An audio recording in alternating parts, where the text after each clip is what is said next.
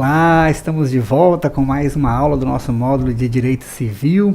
Falaremos agora sobre personalidade jurídica e capacidade jurídica. Meus queridos, esta é uma das matérias que mais tem incidência na matéria de Direito Civil nos últimos concursos de cartório.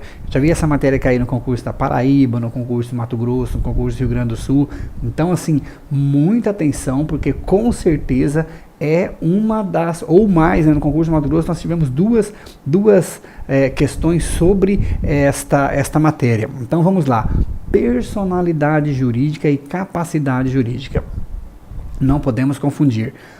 Personalidade jurídica, meus queridos, é a aptidão genérica para ser titular de direitos e para contrair deveres na ordem jurídica. Então, personalidade jurídica, como diria o professor Carlos Aires Britos, ex-ministro do STF, é uma qualidade de ser pessoa, é um atributo jurídico de uma pessoa, é o pressuposto para os demais, para a aquisição dos demais direitos, tudo bem?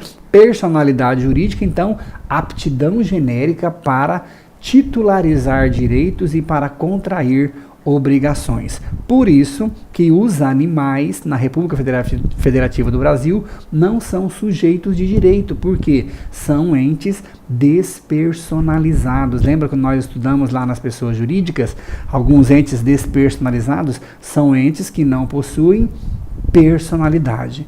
Tudo bem? Professor, e a capacidade? A capacidade é a medida jurídica da personalidade. Capacidade é a medida jurídica da personalidade. Alguns autores denominam que a personalidade é a essência e a capacidade é a quantidade, é a medida da personalidade. Tudo bem? A capacidade de direito ou capacidade de gozo, nós temos duas espécies de capacidade, capacidade de direito ou de gozo e capacidade de fato, de atividade ou de exercício. A capacidade de direito, nós temos o que? A totalidade da personalidade. A capacidade de direito, ela surge junto com a personalidade. Nasceu com vida, já tem personalidade e já tem capacidade, já tem a essência e já tem a quantidade. Então é a aptidão ampla, é a aptidão genérica para contrair direitos e deveres na ordem jurídica. Esta é a capacidade de direito. Professor, e a capacidade de fato? Capacidade de exercício ou capacidade de atividade? Capacidade de fato, nem todas as pessoas têm. Capacidade de exercício, nem todas as pessoas têm. Por quê? É a possibilidade de pessoalmente praticar e exercer atos jurídicos. Capacidade de fato é, portanto, a possibilidade de pessoalmente praticar e exercer atos da vida civil, atos jurídicos. Lembrem, para não confundir, eu sempre me confundia isso na faculdade, aí eu criei um recurso mnemônico, o seguinte: o neném, a criança, ele não consegue fazer exercício sozinho, ele não consegue ir para a academia sozinho. Então, a capacidade de fato, a capacidade de atividade, capacidade de exercício, nós não podemos atribuir à criança. Por isso que a criança, ele é um absolutamente incapaz, porque ele não possui capacidade de fato, mas possui capacidade de direito, porque possui personalidade. Tudo bem? Então, nesse sentido, meus queridos, as incapacidades, elas atingem apenas a capacidade de fato, capacidade de exercício, capacidade de atividade. Tudo bem? A doutrina estabelece que capacidade jurídica plena, capacidade jurídica geral é a soma da capacidade de fato com a capacidade de direito. Tudo bem? Nós não podemos confundir também, meus queridos, capacidade, personalidade com legitimidade e legitimação. Legitimidade é instituto do processo civil, é condição da ação, que nós estudaremos na aula de processo civil. Legitimação é uma capacidade específica, especial para a prática de determinado ato. É um plus na capacidade. Nós temos como exemplo a vênia conjugal. Muito cuidado, viu, meus queridos? Porque a vênia conjugal é o gênero do qual são espécies a outorga uxória, que é a autorização da mulher, e a outorga marital, que é a autorização do marido. Tudo bem? E isso nós temos como gênero a vênia conjugal. A vênia conjugal é uma hipótese de legitimação, não é legitimidade, porque é instituto do processo civil, e não é incapacidade. Tudo bem? Professor, quais são os atos que necessitam desta legitimação, dessa vênia conjugal? Vamos lá. O artigo 1647 do Código Civil nos diz que para alienar, para gravar ônus reais bens imóveis, para pleitear como autor ou réu em ações acerca de bens imóveis e para prestar fiança ou aval, para fazer doação não remuneratória. Muito cuidado com a questão da fiança e do aval. Por quê, professor? O STJ entende que para prestar fiança, que a fiança está ligada à eficácia. A doutrina, em especial o enunciado 114 do Conselho da Justiça Federal, entende que a ausência de outorga conjugal também gera o que? A ineficácia, mas isto é para a doutrina. Então, lembrando, para o STJ, a ausência de outorga, a ausência de vênia conjugal na fiança é ineficácia do negócio jurídico em relação ao cônjuge. Para a doutrina, a ausência também é para a questão do aval. Mas para o Código Civil, para a sua prova objetiva, você deve adotar que ambas gera a invalidade do ato, porque é causa de anulabilidade. Para o Código Civil, anulabilidade. Para o STJ, a questão da fiança, ineficácia. Para a doutrina, ineficácia. Tudo bem? Então, só se te pedirem a posição do STJ ou da doutrina, você especifica. Regra geral, vai no Código Civil, que é causa de anulabilidade. Uma outra hipótese de legitimação. Venda de ascendente para descendente. Venda de ascendente para um só descendente, há necessidade de autorização dos demais descendentes e também do cônjuge. Isso é uma hipótese de legitimação, não estamos falando aí de incapacidade. Tudo bem? Tranquilo? Professor, e o que se deve fazer se não houver a alienação, se não houver a essa outorga marital? Nesse caso, nós teremos a anulabilidade do ato no prazo decadencial de 2 anos. 2 anos. Muito cuidado, porque a doutrina entende, principalmente no enunciado 545 do Conselho da Justiça Federal, de que esses 2 anos são contados da ciência do ato e que, em havendo registro, essa ciência seria presumida. Nós contaríamos a 2 anos do registro, mas o Código Civil não prevê dessa forma. O Código Civil prevê que é da conclusão do ato. Então, prazo de 2 anos decadencial para o Código Civil da conclusão do ato. Para a doutrina da ciência do ato, e essa ciência é presumida com o registro. Tudo bem, meus queridos? Tranquilo? Vamos seguir a nossa matéria? Vamos lá, então. Falaremos agora sobre a incapacidade.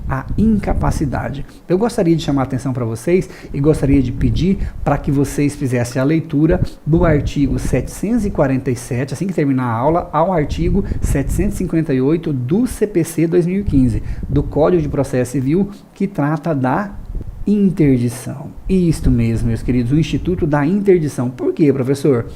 A regra é a capacidade. E nós só verificamos a incapacidade por meio do processo judicial de interdição. Tudo bem? No Código Civil, nós temos as hipóteses de incapacidade, elas decorrem de 2 critérios. Um critério que é o cronológico, critério etário, em razão da idade, e um outro critério que é um critério subjetivo, que é um critério psicológico, um critério psíquico. Tudo bem? Então vamos lá, vamos verificar. Só para deixar bem claro para vocês, vocês vão fazer a leitura do novo CPC em relação à interdição, mas nós tivemos várias modificações.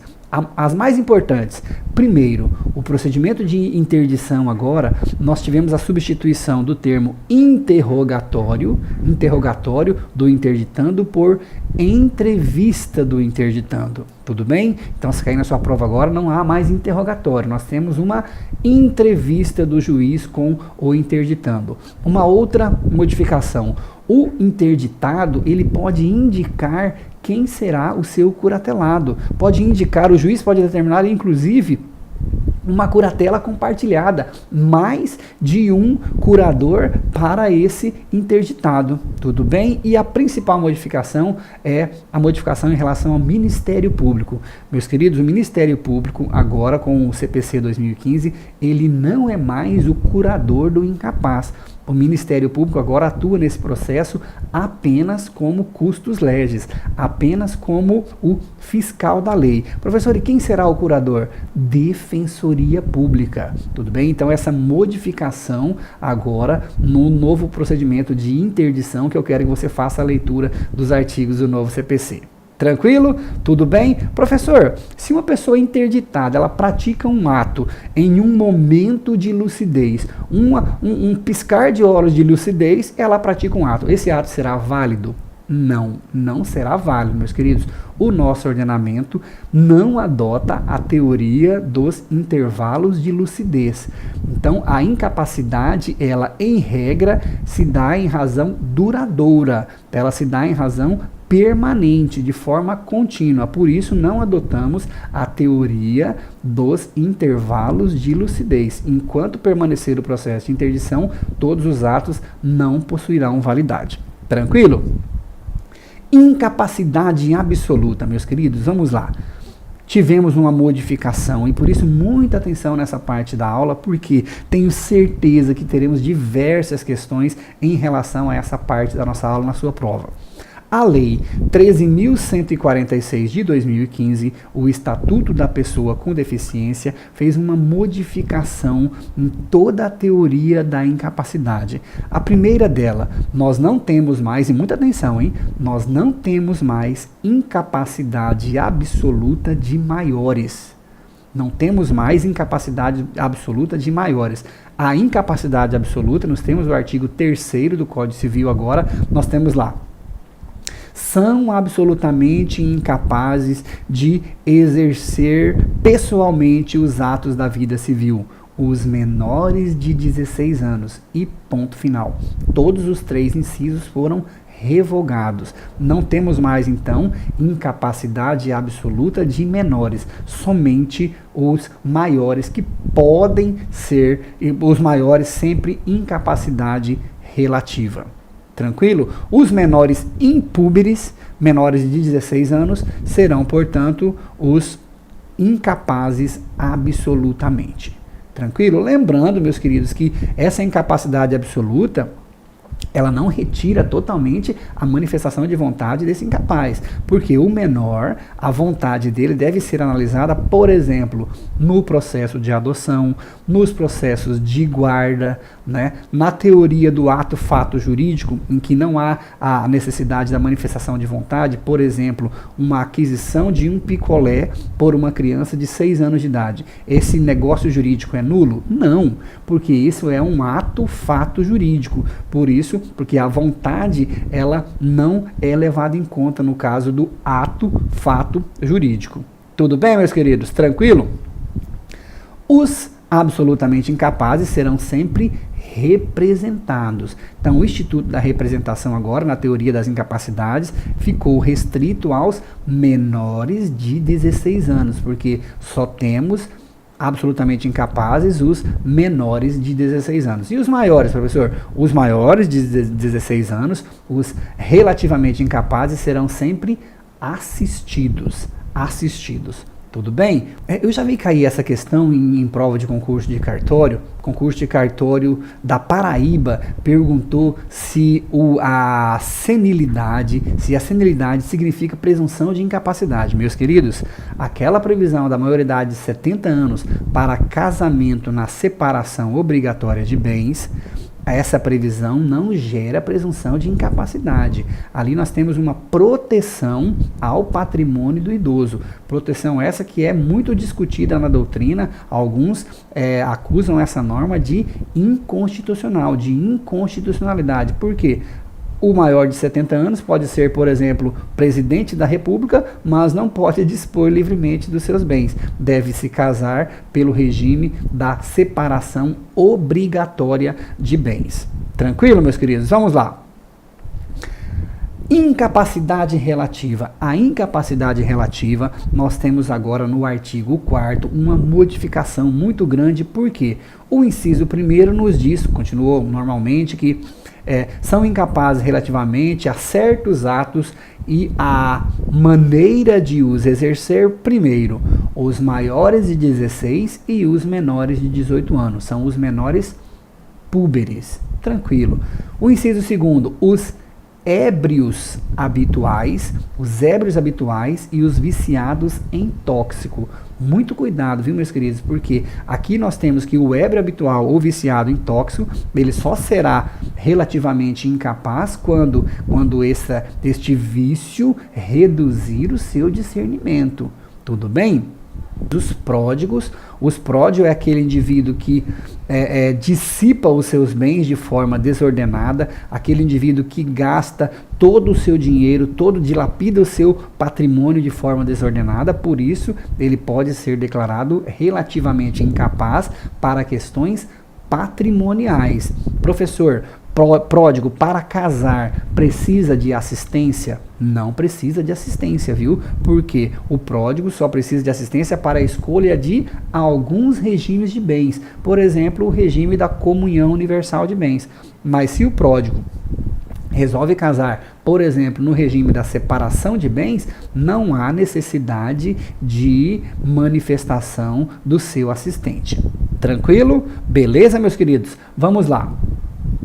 O relativamente incapaz, ele pratica o ato com a assistência, mas ele deve praticar o ato. Então, o assistente, ele completa a validade do ato praticado pelo seu assistido. Então, nós teremos a assinatura dos dois, a assinatura do assistido, do menor entre 16 e 18 anos, e do assistente, ou então de qualquer um dos relativamente incapazes, sempre com a manifestação deste relativamente incapaz. Tudo bem, meus queridos? Vamos lá, seguindo. E os índios, professor? Os índios, o parágrafo único do artigo 4º nos diz que haverá uma regulamentação em lei especial. A legislação especial é o Estatuto do Índio, a Lei 6001, Estatuto do Índio. Professor, o índio ele é capaz, é incapaz? Eu sempre fico nessa dúvida nas minhas provas. Vamos lá, meus queridos. O Estatuto do Índio diz o seguinte, que o índio, o silvícola, quem é o silvícola? O silvícola é o índio que não possui hábitos urbanos, é o índio que vive na floresta. O índio que vive na floresta, para o Estatuto do Índio, ele é absolutamente incapaz para a prática de atos da vida civil.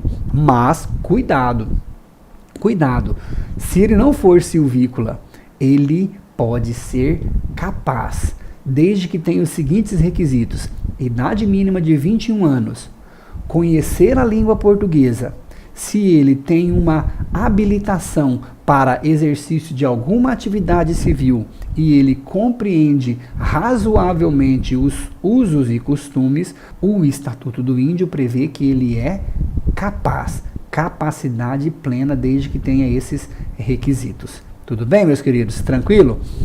Professor, a redução, eu sempre fiquei com essa dúvida, a redução da maioridade de 21 anos, que era no Código de 1916, para 18 no Código Civil de 2002, teve alguma influência no ramo previdenciário? Meus queridos, não há nenhuma modificação. O direito previdenciário prevê lá a regulamentação específica sobre a dependência econômica para fins previdenciários. Então, não teve nenhuma modificação. Tranquilo? Professor, e a questão de alimentos? A maioridade extingue automaticamente a questão dos alimentos? Meus queridos, nós temos uma súmula do STJ, a súmula 358, que diz que o cancelamento da pensão alimentícia de filho que atingiu a maioridade está sujeita à decisão judicial mediante devido processo legal, mediante contraditório, ainda que nos próprios autos. Então não cessa automaticamente. Há necessidade de decisão e com contraditório e ampla defesa, devido processo legal, para após a extinção desses alimentos. Tranquilo, meus queridos? Seguindo, último tema da nossa aula, prometo para vocês, emancipação. Esta é, com certeza, a matéria que mais cai desse instituto que nós estamos estudando nas provas de concurso de cartório. Então, muita atenção, meus queridos. Vamos lá. Emancipação é a antecipação da capacidade plena. É a antecipação da capacidade plena de forma irrevogável e irretratável. Então, antecipação da capacidade plena de forma irrevogável e irretratável. Nós temos 3 formas de emancipação: a emancipação voluntária, a emancipação legal e a emancipação judicial. Vamos lá, emancipação voluntária, professor. Emancipação voluntária, ela se dá pela concessão de ambos os responsáveis ou de um deles na falta do outro. Daqui a pouco eu falo para vocês o que é essa falta do outro, certo? Sempre por instrumento público, somente por escritura pública, para os maiores de 16 anos e menores de 18. O Código Civil diz para os com 16 anos completos. Tranquilo, meus queridos? Beleza? Fico preocupado porque, professor, uma mãe separada de fato, né, que tem a guarda unilateral do filho de 16 anos, pode emancipá-lo? Meus queridos, a resposta é não, não pode. Por quê?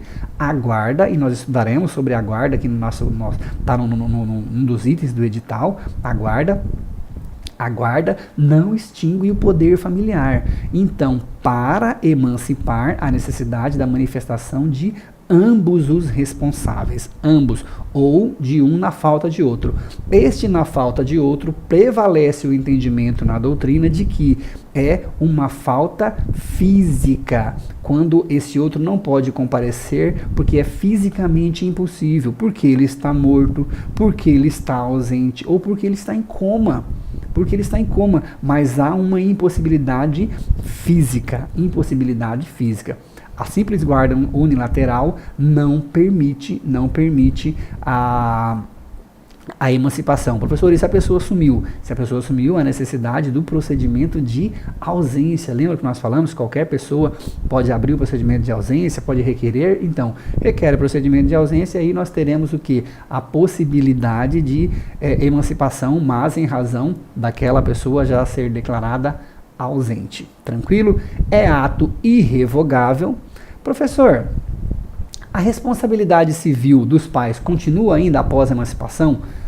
A emancipação voluntária para o STJ não extingue a responsabilidade dos pais. Emancipação voluntária. Então, emancipação voluntária, os pais ainda continuam responsáveis civilmente pelos seus filhos, pelos atos que eles praticarem. Tranquilo, meus queridos? Professor, última informação da emancipação voluntária. Ela deve ser registrada. A emancipação deve ser objeto de registro no livro E. Vamos lá. Emancipação judicial. Emancipação judicial. Muita atenção, porque eu já vi isso aqui numa prova de concurso de cartório, na prova do Mato Grosso, que caiu o seguinte: se os pais poderiam ingressar judicialmente para conseguir a emancipação judicial. no Mato Grosso, entendeu-se que a única hipótese de emancipação judicial é aquela que depende de sentença e é a do menor que está sob a tutela. Então, há necessidade de manifestação do tutor, requerimento do tutor. Esta é a única hipótese de emancipação judicial. Porque a doutrina tinha uma divergência, tem uma divergência ainda muito grande, de que, em havendo a não concordância de um dos pais, esta emancipação seria judicial. Prevalece o entendimento, então, portanto, para as provas de concurso de cartório, que não. Que o juiz, ao suprir a vontade, ele vai suprir a vontade na escritura, mas essa escritura será lavrada em razão da decisão judicial. Por isso, não seria o que? Uma emancipação judicial. Emancipação judicial, então, é aquela que decorre de sentença em razão da emancipação concedida pelo tutor, a pedido do tutor e mediante decisão judicial. Tudo bem, meus queridos? Tranquilo? Vamos lá. E, por fim, a última forma de emancipação, que é a emancipação legal. Nós temos hipóteses que a prática de determinado ato jurídico previsto em lei já determina a emancipação, independentemente de registro e independentemente de decisão judicial. A primeira dela, o casamento. O casamento, meus queridos, é a hipótese de emancipação legal. Professor, qual a idade mínima para casar? A idade mínima para casar é a partir dos 16 anos. A partir dos 16 anos, e aí nós temos a necessidade de autorização dos pais ou de seus representantes, mas será desnecessário caso o menor já seja emancipado. Se o menor for emancipado aos 16 anos, não há necessidade de autorização para o seu casamento. Tranquilo? Professor, e havendo divergência entre os pais? Havendo divergência, nós teremos a solução pelo magistrado e é somente neste caso, e muita gente erra isso no concurso, é neste caso que nós teremos o regime da separação obrigatória. Somente quando nós tivermos a denegação de um dos pais e a autorização judicial. Então, o casamento de menor, que é na separação obrigatória de bens, é somente este em que há autorização judicial para casar, mediante suprimento da vontade pelo juiz. O simples casamento de um menor com autorização dos pais não necessariamente será na separação obrigatória de bens. Tudo bem, meus queridos? Lembrando que essa autorização ela pode ser revogada pelos pais até o momento da celebração do casamento. Professor, mas o senhor disse que se não for emancipado, há possibilidade de casamento de menor de 16 anos? Há possibilidade, meus queridos, no caso de gravidez. No caso de gravidez, há possibilidade de casamento de menor de 16 anos, ou seja, de um absolutamente incapaz. Tranquilo? Professor, e a separação e o divórcio? Havendo a separação e o divórcio, a pessoa volta à sua qualidade relativamente incapaz? Lembra do que eu falei para vocês no conceito de emancipação? Não há a volta da incapacidade, porque ela é irrevogável. A autorização dos pais é revogável, mas a emancipação, ela é irrevogável, ela é irretratável. Tudo bem? Tranquilo?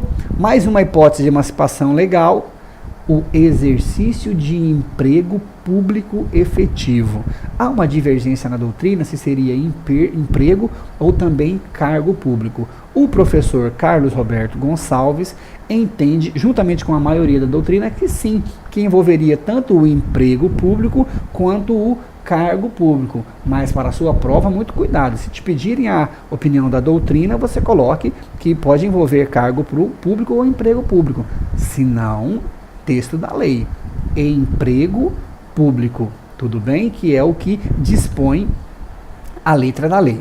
Outra hipótese, colação de grau em ensino superior. É colação de grau, não é aprovação em vestibular, viu? Colação de grau em ensino superior, em uma graduação.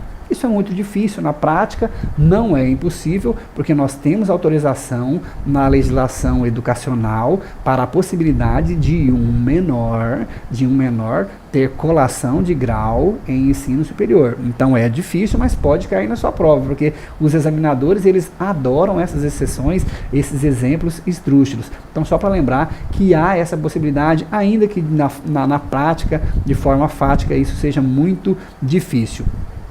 E por último, o estabelecimento civil ou comercial, ou a existência de relação de emprego, que em função deste emprego, o menor com 16 anos de idade completos tenha economia própria. Meus queridos, isso é uma novidade do Código Civil de 2002, não havia essa previsão no Código de 16, da independência econômica do menor de 16 anos, certo? E ainda que depois ele perca o seu emprego, persiste o que? A emancipação legal. Porque a emancipação legal, vocês se lembram agora, ela é irrevogável. Tranquilo? Para encerrar a aula, e aí eu desejo boa sorte para todos vocês, até a nossa próxima aula, mas uma última informação que é muito importante: a emancipação judicial e a legal, ela exonera a responsabilidade civil dos pais.